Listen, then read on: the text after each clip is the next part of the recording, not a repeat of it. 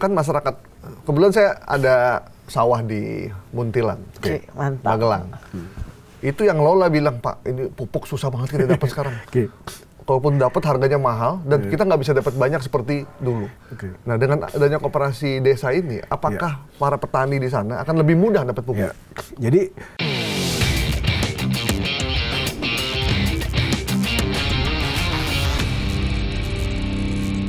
ada teman bilang sebenarnya koperasi desa ini bisa jalan lebih smooth, aman, lancar kalau dibentuk satu lembaga BUMN fokus ngurusin itu. Ya, bisa menjadi ide. Karena ada orang yang ngurusin, ada holdingnya. Sebenarnya kan udah ada Inkun, ada Dekopin kan, Mbak. Kan sekarang ada Dekopin, ada Inkun. Ya, nanti ya apakah nanti ini perlu ada induk baru ya? Kita lihat aja, tapi itu mungkin nanti tupoksinya Pak Budi Ari lah, pinter-pinter bikin. Tapi bisa jadi good idea juga, karena kan waktu dia nego sama Bulog, nego sama Pertamina kan kalau ada holdingnya, mungkin holdingnya bisa negonya nego nasional. Nego nasional, jadi nggak per daerah. Nah, ya, bisa jadi. Atau mungkin kalaupun nggak holding, mungkin paling nggak di setiap provinsi mungkin ada induknya gitu kan. Bisa. Pak, ini kan masyarakat, kebetulan saya ada sawah di Muntilan, Magelang. Itu yang Lola bilang, Pak, ini pupuk susah banget kita dapat sekarang.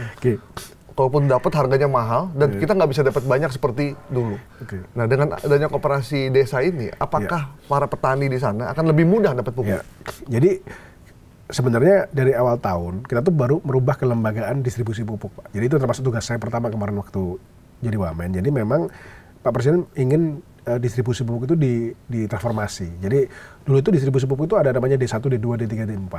Terus kemudian sebelum kita membagi itu ada SK gubernur, SK bupati. Jadi panjang prosesnya itu. Jadi kadang-kadang itu pupuk baru bisa dibagikan bulan Mei, bulan Juni. Dan disimpan di kepala desa kan? Udah lewat masa tanam gitu. Nah, kemarin itu akhirnya kita rubah regulasinya.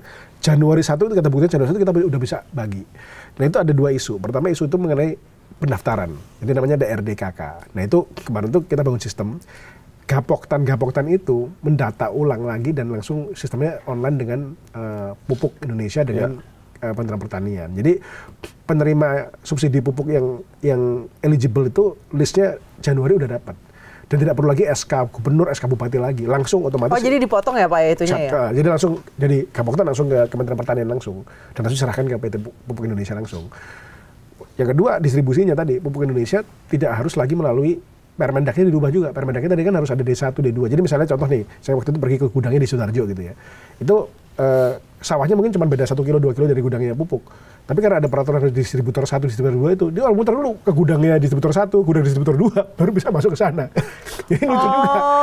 Jadi sampai petani lama. Iya, jadi karena itu masuk ke stok distributor dulu. Nah itu kita, jadi ada dua deregulasi tadi, regulasi mengenai pendaftaran tadi, tidak harus lagi melalui SK tadi itu.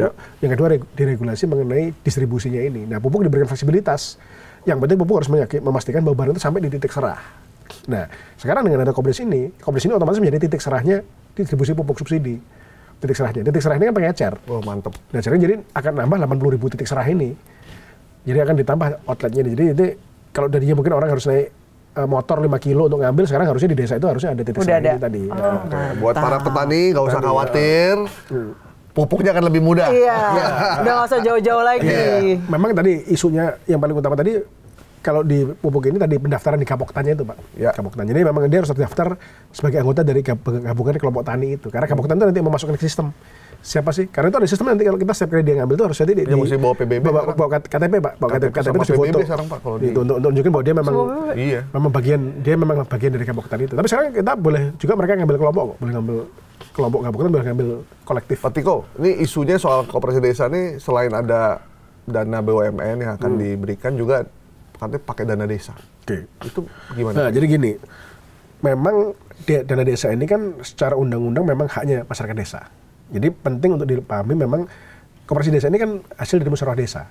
Dan nanti pada waktu mereka mengajukan pinjaman pun, kepala desa ini mewakili masyarakat desa harus melakukan pengawasan. Nah, jadi memang kita mengharapkan kalau untung ya dibagi untungnya. Jadi kalau untung dibagi. Tapi kalau ada masalah dan kemudian nanti itu harus terjadi misalnya kegagalan, memang kepala desa ini memberikan kewenangan kepada pemerintah pusat untuk melakukan penggunaan dana desa untuk melunasi. Gitu. Itu memang ada. Jadi pemerintah desa menyerahkan haknya kepada pemerintah pusat untuk melakukan pembayaran itu. Tapi itu kan kalau terjadi kegagalan aja. Nah harapan kita kan kalau untung kan dibagi. Gitu. Nah ini memang itu kita emang tetap dengan undang-undang desa dan ini harus ada musyawarah desanya itu Pak. Jadi memang ini harapannya nanti kolektif Pak di desa itu harapannya masyarakat memang sepakat. Kita punya koperasi ya, koperasi ini mau usaha apa, dia mau minjem berapa gitu. Jadi Pak Kepala Desa harus tanda tangan Pak. Harus tanda tangan jadi bukan hanya pengurus ya, Kepala Desa harus tanda tangan waktu mengajukan pinjaman ke bank. Yang saya khawatir masyarakatnya sepakat.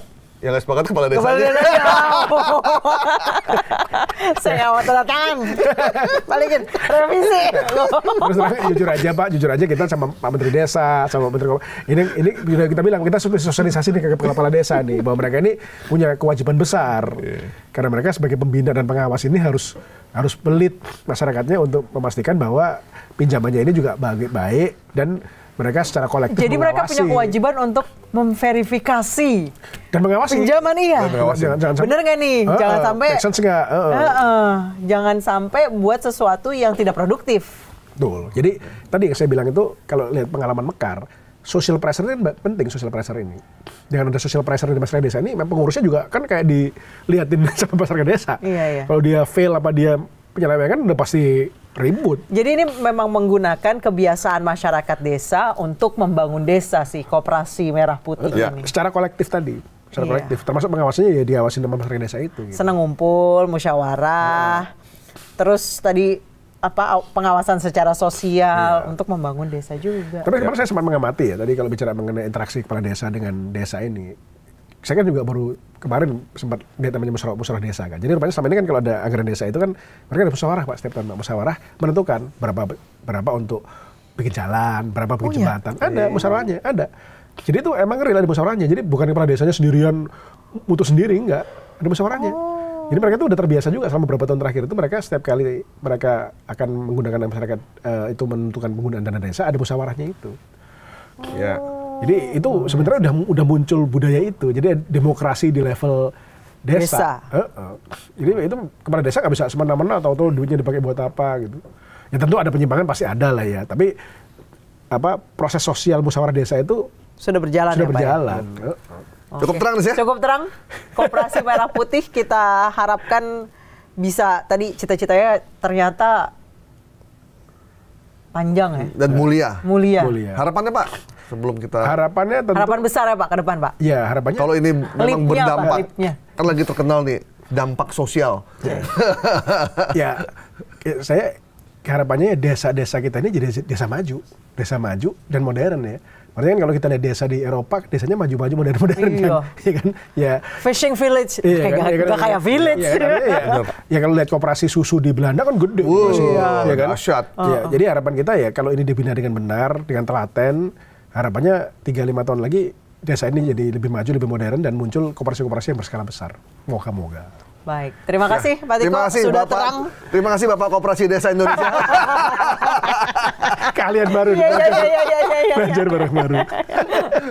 Terima kasih banyak Pak Tiko. Terima kasih, thank you ya. Terima kasih Pak, semoga sukses amanah yang berat dan besar.